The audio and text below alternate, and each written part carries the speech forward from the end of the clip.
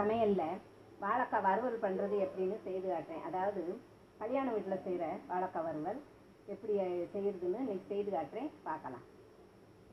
வாழைக்காய் வறுவல் பண்ணுறதுக்கு 2 வாழைக்காய் எடுத்து நல்லா இந்த சைஸில் கட் பண்ணி சுத்தம் பண்ணி எடுத்து வச்சுருக்கேன். இப்போ இதை எண்ணெயில் போட்டு பொரிச்சு எடுத்துக்கிடுவோம். எண்ணெய் வச்சுருக்கேன், எண்ணெய் நல்லா சூடாகிடுச்சு. இப்போ பொரிச்சு எடுத்துக்குவோம்.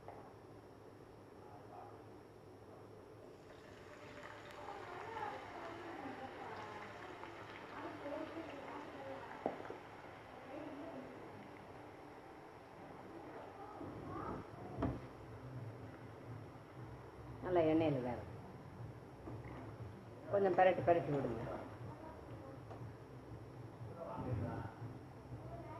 வெந்தது போதும், எடுத்துருவோம்.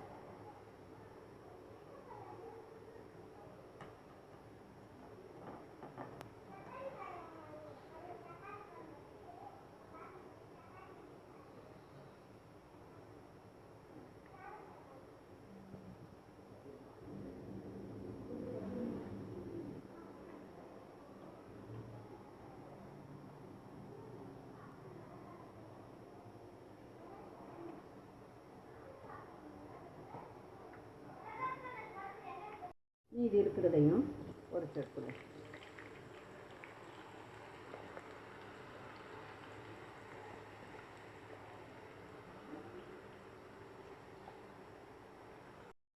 வாழைக்காயை நல்லா பொரிச்சு எடுத்தாச்சு.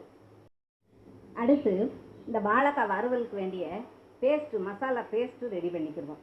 அதுக்கு தேங்காய் சில் ஒரு சில், பெரிய சில்லாக ஒரு சில் எடுத்து வச்சுருக்கேன்.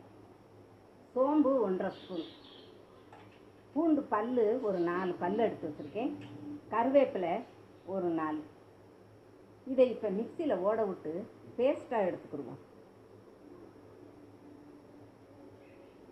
இப்போ நம்மளுக்கு வறுவலுக்கு வேண்டிய பேஸ்ட் ரெடி ஆயிடுச்சு. பொரிச்ச வாழைக்காயில் நம்ம இந்த பேஸ்ட்டை விட்டுக்கிடுவோம். அரைச்ச பேஸ்ட்டை விட்டுக்கிடுவோம்.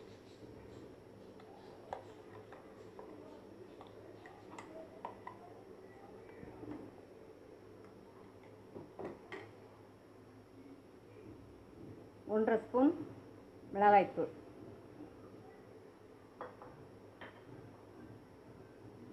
1/2 ஸ்பூன் மஞ்சள் பொடி,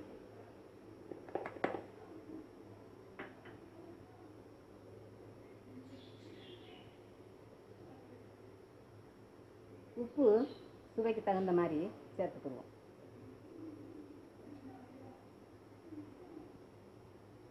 இதெல்லாம் மிக்ஸ் பண்ணி எடுத்துக்குவோம்.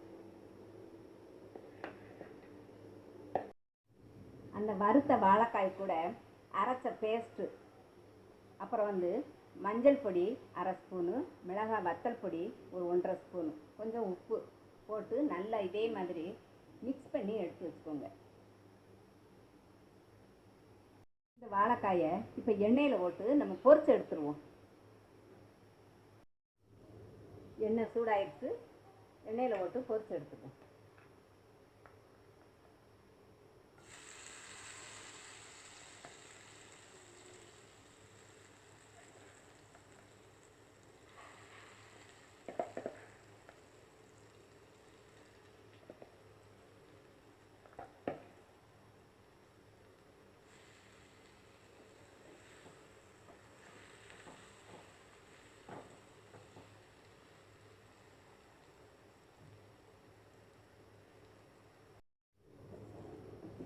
நல்லா திருப்பி விட்டு பொறுத்து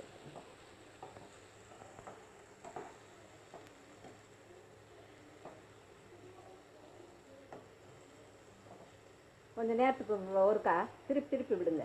அப்போ தான் நல்லா வேகும். ஃபஸ்ட்லேயே நல்லா வெந்து தான் வச்சுருக்கோம். நம்ம இந்த மசால் வாடை போகணும், அதுக்காக கொஞ்சம் நேரத்துக்கு ஒருக்கா திருப்பி விட்டு நல்லா பொரிச்சிடுங்க.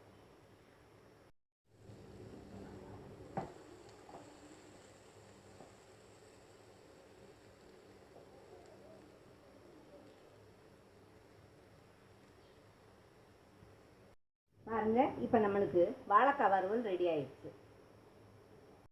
பாருங்க, இப்போ நம்மளுக்கு வாழைக்காய் வறுவல் ரெடி ஆயிடுச்சு. இது சாம்பார் சாதம், ரசம் சாதம், தயிர் சாதம், பால் சாதம் எது கூட தொட்டு சாப்பிட்டாலும் ரொம்ப அருமையாக இருக்கும். இதே மாதிரி நீங்களும் வீட்டில் செய்து சாப்பிட்டு பார்த்துட்டு உங்கள் ஃபீட்பேக் எழுதுங்க. நன்றி.